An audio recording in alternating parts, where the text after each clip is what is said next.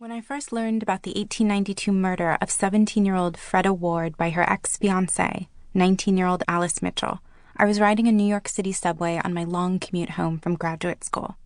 I remember it well because I was so engrossed in the act of imagining their lives, I missed my stop, and then 3 more. I'd been reading a scholarly article about the case, but I kept losing Alice and Freda in the academic talk of identity politics and American modernity. And so I'd closed my eyes and tried to hear their voices through the dense text, to visualize their story. But I had little more than a train ride for such reveries. I was already a year into research on citizenship, and I was determined to be the kind of historian who focused on law, not love. Nevertheless, I slowly started collecting newspaper articles about the Mitchell-Ward case, struck by their sensational headlines and front-page placement, and intrigued by the physical evidence they mentioned. Love letters, a bottle of poison, a father's razor. After I graduated, I worked as a research curator in the exhibitions department at the New York Public Library. With my personal collection of Alice and Freda materials growing and my experience in public engagement deepening, I began to picture different ways of sharing their story. I longed to tell it on the page, as a nonfiction narrative, not a study, accompanied by the kind of stirring visuals an exhibition case offered. I imagined a book that was both written and curated. I wanted readers to see my research, to explore the archival mix, connect with the material, and draw their own conclusions.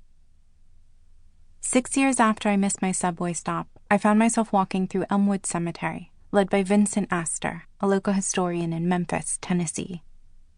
I was, at this point, thoroughly consumed by the sad tale of Alice and Freda. The closer we got to their graves, the heavier my body felt. I reminded myself, as I always do when approaching that very last folder in an archive, you already know how the story ends. But the truth is, you never really know. Just then, as I was gingerly sidestepping graves, Vincent paused for a moment and turned to me. "If you're remembering their names and telling their stories," he said in a gliding, southern drawl, "they won't mind if you're stepping on their toes." In this book, I hope to have done just that. Alice and Freda's names, once well known across America, are now recognized by only a small group of people, and yet their tragic story will feel familiar. They were teenagers in love, and they planned to spend the rest of their lives together. Their relationship, plagued by issues of jealousy and infidelity from the very beginning, was fraught in no small part because it was illicit.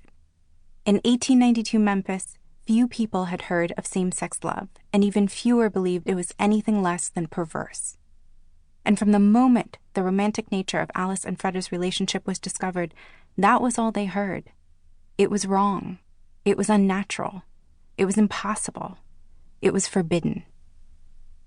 There is a good deal of fault to be found in both Alice and Freda, most clearly, of course, in Alice's unconscionable act of violence.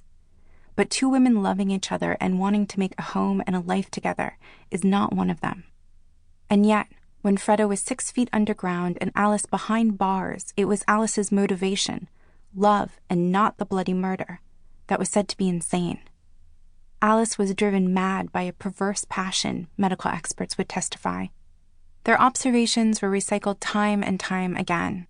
More than 120 years later, today's listeners will find much of that world is sadly familiar to us. While I offer historical context, this is very much about Alice and Freda's short-lived romance. To tell that story, with so few primary sources and even fewer trustworthy ones among them, I have strained to hear their voices in the archives, newspapers, medical journals, school catalogs, courtroom proceedings, and of course, their love letters. When there was agreement among sources, I made note of it and gave those quotations priority. From the very beginning, I noticed obvious fabrications driven by various agendas, and I wrote that in too. In order to bring the listener closer to historical actors, to hear their voices, I pulled dialogue from courtroom testimony and newspaper articles, illuminating intimate moments and, in darkly funny turns, imagining how the faulty reasoning of some of our historical actors leads to absurd conclusions.